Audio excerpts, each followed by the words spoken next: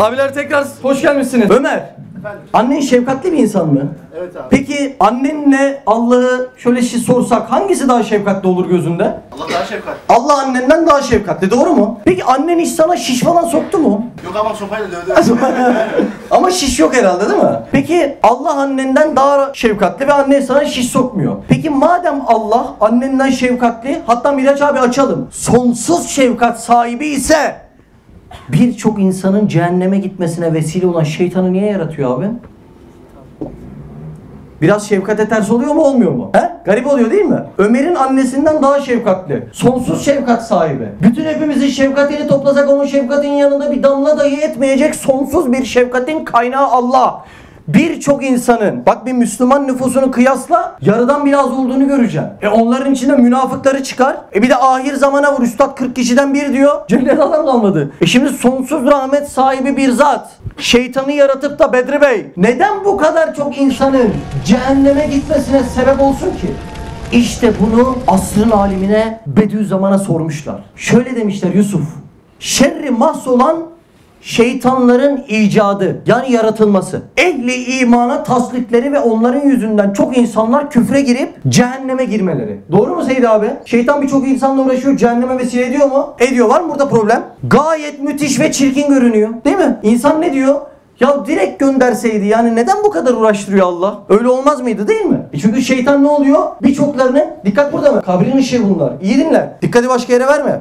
Acaba cemili alel ıtlak ve rahimi mutlak ve rahmanı bil hakkın rahmet ve cemali, bu hadsiz çirkinliğin, neydi o çirkinlik? Şeytanın birçok insanı cehenneme göndermesi, değil mi? Bu hadsiz çirkinliğin ve dehşetli musibetin, hangi musibet? Şeytanın birçok insana cehennem vesilesi olması, doğru mu? Allah sonsuz rahmet sahibi ise şeytanı niye yaratıyor? Çünkü insanların birçoğunun cehenneme gitmesine vesile olan bir şeyden bahsediyoruz. Şeytandan. El cevap: şeytanın vücudunda, vücut varlık demek, var olmasında, cüz'i şerlerle beraber birçok hayır maksatları vardır ve insanın kemalatı bunda gizlidir. Yani kemalat insanın mertebe, kalitelerinin artması demek. Hani dersiniz ya, bu güvenilir bir adam değil ama o delikanlı ve kaliteli bir insan. İşte o ayrımı yapan şeytanmış diyor.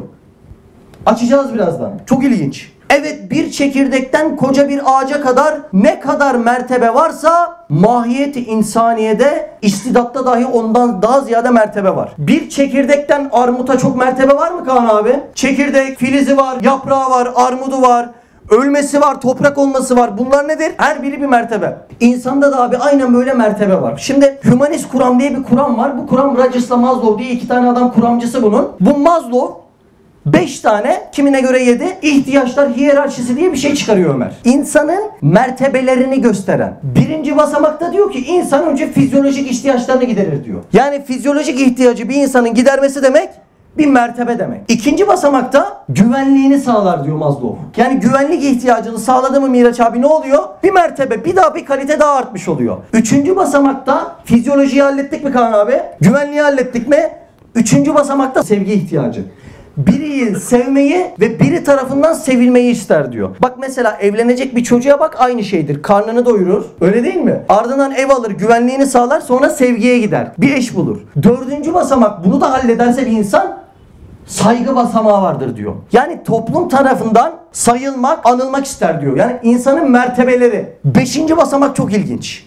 Kendini gerçekleştirme diye piramidin en üst noktası. Bak abi, ben Maslow'un bu kuramını birçok ateist hocadan dinledim. Ve 5. basamak kendini gerçekleştirmeye onlar bile örnek verirken Mevlana'yı, İmam Rabbani'yi, Şah-ı Geylani'yi, Mevlana Halidi'yi örnek veriyorlardı. Niye biliyor musun abi?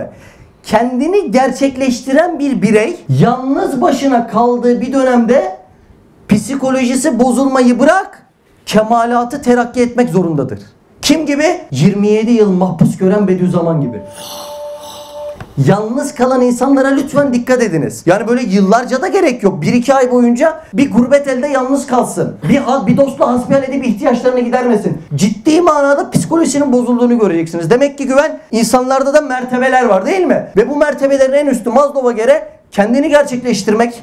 Ve birçok ateist felsefeci dahi buna örnek verirken abi Bediüzzaman'ı, Mevlana'yı, Şems'i, bunları vermek zorunda kalıyor. Çünkü diğer insanların bir örneği yok yani. Şimdi bu anlatacağım ders diyor ki bir insanın o en az basamaktan o en üste çıkmasına şeytan vesile oluyor diyor.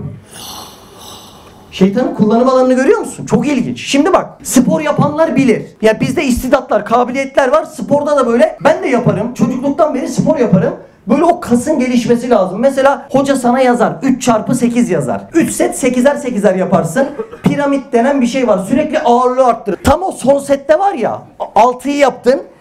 7'yi yaptın, o 8 gelir ya. Çok yanar. İşte kasların en çok geliştiği evre orasıdır. Zorladın. Kabiliyetin geliştiği an orası. Yanma evresi. Şimdi bizde sabır denen bir kabiliyet var abi. Ama armut hükmünde değil, çekirdek hükmünde. Mesela ben geldim, seni rahatsız ettim. İsim neydi? Süleyman. Ben geldim, rahatsız ettim. Trafikte biri sıkıştırdı, önüne kırdı. İşler ters gitti. Sabrın zorlandı mı? Peki bir yangın hissettin mi yüreğinde? İşte o sabır tohumunun meyve vermeye başladığı andır. Demek ki bir insanın sabır kabiliyeti gelişmesi için birinin uğraşması gerekiyor mu? Mukavemet gerekiyor mu? İşte bunu şeytan yapıyor. Şimdi bizim o kas grubunun bunun gibi çok fazla istidadımız, özelliğimiz var. Bu özellik Süleyman biri mukavemet etmeden gelişir mi? Gelişmez. Ağırlık artmadan gelişmeyeceği gibi biri seninle uğraşmadan da bu gelişmez. O uğraşanın adı şeytan. Bak şimdi. Başta dedik ki alemi cehenneme gönderiyor. Şimdi benim anlattığıma göre Müslümanın kabiliyetini geliştiriyor. Abdurrahim abi çok ince. Devam ediyor bak. Acayip bir ders yani. Belki zerreden şemse kadar bunun dereceleri vardır. Bak şeytanın özelliği bu. Birinin tohumunun özelliği neyse şeytan onu çıkarır. Armutsa armudu. Deve dikeni ise onun özelliğini kim çıkarır? Gene şeytan çıkarır. Bak çok ilginçtir. Nasıl bir tohumun özelliği için toprağa atıyorsunuz, güneşle ilişkisini bekliyorsunuz, yağmurlar aksediyor değil mi? Ve ardından niyeti neyse o meyvesini görüyorsunuz. Şemse kadar bu mertebenin neyi var? Dereceleri var. İşte bu derecede bozuk bir tohum mu var? Kim çıkarır ortaya? Şeytan çıkarır. Düzgün bir tohum var ve meyve olacak Süleyman. Kim çıkarır? Bunu da şeytan çıkarıyor. Demek ki şeytan insan bozmuyor. Bozukları ortaya çıkarıyor. Kabiliyetleri güçlü yapıyor. Çok ince. Çok ince. Bu istidadın inkişafatı. O kabiliyetin Bedri abi gelişmesi için elbette bir hareket ister, bir muamele iktiza eder. Değil mi? Bir şeyin uğraşması, karşılık vermesi lazım. Ders çok önemli. Lütfen dikkatinizi sonuna kadar bana verin. Ve o muameledeki terakki zembereğinin hareketiyle mücadele ile olur. Yani bir şeyin karşılık vermesi. O mücadele ise şeytanların ve muzur şeylerin varlığıyla olur. Yoksa melekler gibi insanların da makamları sabit kalırdı. Bak şimdi Seyit abi. Baştan alayım. Nasıl bir tohumun gelişmesi için toprak, güneş, yağmur sistemi lazım. İnsanın kabiliyetinin gelişmesi için de abi bize şeytanın uğraşması lazım. Bak Seyit abi. Ardış tohumu diye bir tohum var. Ardış tohumunu toprağa at, ağaç vermez Zafer abi. Ardış denen bir kuş var. Ardış kuşu. Ardış kuşu Süleyman o tohumu alır. Midesine atar, affedersin dışkıyla beraber onu çıkarır. Ancak ondan sonra ağaç olabilir. Şeytanın esprisi şurada. Birinin tohumu bozuksa ortaya kim çıkarır? Şeytan. Peki birinin tohum meyvesi çok güzel ama tohum hükmünde. Onu kim olgunlaştırır? Gene şeytan. Bakın çok dikkatli bakın. Ders tekrar ediyorum. Muazzam önemli bir ders. O halde insan evinde binler enva hükmünde sınıflar bulunmayacaktı. Şeytan olmasa. Abdurrahim abi şeytan insanların özelliğini ortaya çıkarıp sana tanıtmasaydı bugün bir ırz düşmanını evine alıp yemek yiyebilirdin onunla. Çünkü anlayamayacaktın. Çünkü sabit kalacaktı. Ama şeytan uğraşınca sen de Allah'ın kitabına vakıf olunca diyorsun ki bu adam şerli bir adam diyorsun. Öbürü için diyorsun ki ya bu Rabbini dinlemiyor. Sağdaki soldaki adamı çıkar ve menfaat için dinler. Başka dinlemez diyorsun. Şeytanın olayını görüyor musun? Şerli bir kabiliyeti, hayırlı bir kabiliyeti. Her birini ortaya çıkarmaya vesile oluyor. Hiç şeytana bu gözle bakmış mıydın abi? Bir şerri cüzi gelmemek için bin hayrı terk etmek. Yani onları cehenneme göndermesin diye bu kadar hayrı terk etmek hikmet ve adalete münafidir Cafer abi, zıttır. Çendan, gerçi şeytan yüzünden birçok insanlar dalalete girerler. Fakat ehemmiyet ve kıymet ekseriyetle, çok önemli cümle, keyfiyete bakar, kemmiyete az bakar veya bakmaz. Yani şunu diyor abi. Sizler bir şey alırken kaliteye mi bakarsınız, rakama mı bakarsınız? Şöyle örnekleyelim. Miraç abi. Sana bir Lamborghini mi vereyim, 10 tane Bianchi bisiklet mi? Yani o Lamborghini'yi satıp onun fabrikasını alırsın. Bir insan o Lamborghini'yi 10 tane bisiklete bırak 10 tane Renault arabaya tercih eder. Neden? Çünkü kalite olarak daha yüksektir. Rakamlar önemli olsaydı Allah bir olmazdı.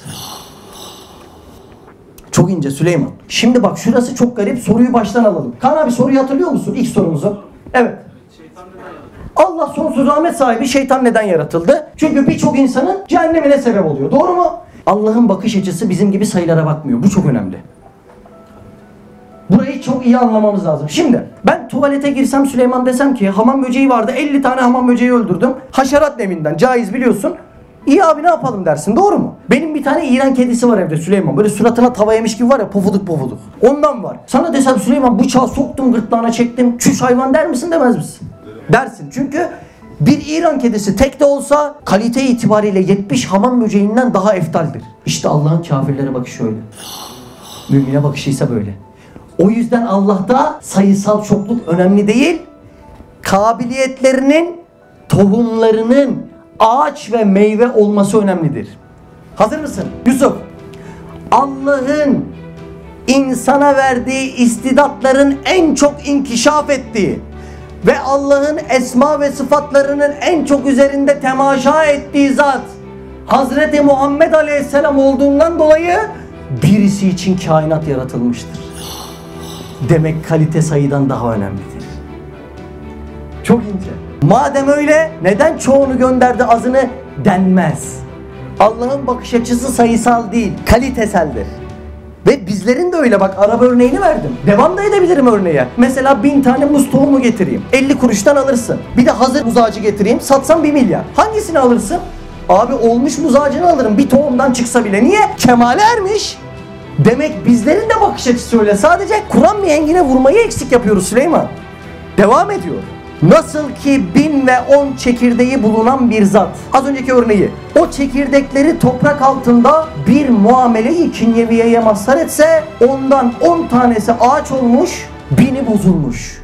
O 10 ağaç olmuş çekirdeklerin o adama verdiği menfaat elbette 1000 bozulmuş çekirdeğin zararını hiçe indirir. Bediüzzaman Hazretleri'nin bir cümlesiyle derse sonlandıracağım. Ama çok önemli, çok ciddi bir konuya girip sonlandıracağım Süleyman. Lütfen dikkatinizi iyi verin bana. Anlatmak istediğim yer bura bile değildi. Başka bir şey anlatacağım. Üstadın şöyle bir cümlesi var. Halkı şer, şerrin yaratılması. Şer değildir, kesbi şer. Yani şerrin kullanılması şerdir diyor. Halkı şer, şer değildir, kesbi şer şerdir. Kibritin varlığı şer midir? Ben onunla orman da yakarım, mangal da yakarım. Demek ki kullanılması şerdir. Ekmek bıçağının varlığı şer midir? Değildir. Ekmek de keserim, adam da keserim. Demek ki neyi şer? Kullanımı şer. Şeytanın varlığı şer midir? Değildir. Bir mümini cennete dibine kadar yaklaştırırken kafir ahlaklının tohumunu çürütür. Demek ki şeytanın yaratılması değil, kullanımı şerdir. Burada var mı problem? Bir konuya daha gireceğim. Allah'ın yarattığı her şey muazzam derecede güzeldir ama ya görünüşte güzeldir ya netice itibariyle güzeldir. Gündüz bizzat güzeldir, gece netice itibariyle güzeldir. Meyve bizzat güzeldir, ilaç netice itibariyle güzeldir. Barış bizzat güzeldir, savaş netice itibariyle güzeldir. Yoksa Çanakkale böyle bir şerefimiz olabilir miydi? Değil mi? O savaş netice itibariyle güzel olup vatanımızı kurtardı. Doğru mu abi? Şimdi ben bunları neden anlattım? Ben bunları şunun için anlattım abi. Lütfen dikkati verin. Şu kardeşinize bir soru geldi. Dedi ki küçücük çocuk tecavüze uğruyor, bu nasıl imtihan dedi. Şimdi burada bu günahı yapan şerefsiz köpek adiler var biliyorsunuz. Bu şerefsiz köpekler. Bu soruyu soran burada suçu Allah'a vermek istedi. Problem orada. Mesela şunu sordu devamında. Dedi ki şimdi o adam o günahları işliyor. Allah günah işlemeyen yaratıp öyle devam etse olmaz mıydı dedi. Dedim olurdu, o zaten var melek. İnsan başka bir kategorinin ürünü. Muazzam özgür irade verilmiş başka bir segmentin ürünü insan. Bak ben bir gün bir ateist arkadaşımla oturdum, Marksist. Ama böyle dibi yani. İstanbul Beyoğlu'nda yaşıyor. Aklınıza gelebilecek o cenahtan hangisi varsa bu arkadaş onun dibi. Oturduk müzakere ediyoruz. Bana dedi ki Seyit abi dedi, Allah dedi zalim ve zulmediyor. Bu insanlara neden böyle müsaade ediyor zulmedilmesine dedi. Şimdi birinci olarak dedim ki kardeşim, senin inanmadığın bir Allah'a suç atıyorsun. Burada bir problem var, bu bir. Doğru mu abi? Dedim ki şimdi sen o Allah'a inanıyor musun? İnanmıyor. Dedim ki şimdi sistemden o olguyu çıkaralım haşa. Çıkardık mı? Çıkardık. Şu an zulmeden kimler dedim? İnsanlar dedi. Şimdi Allah'ı o sisteme koy, gene insan zulmediyor dedim. Problemin burada. Bu günah işleyen şerefsiz adi köpekler var. Ama burada Allah kişinin özgür iradesine bırakıp Şeytan ya onun tohumunu dibine kadar çürütüyor ya da onun mücadele ettirip ayrı bir Müslüman kabiliyetini ortaya çıkarıyor. Bu zalimlere gelince Allah bir kere tebbet indirir, bütün bu zalimlerin hükmünü verir. Sizlerin gönlü ferah olsun. Lillahi Teala el Fatiha.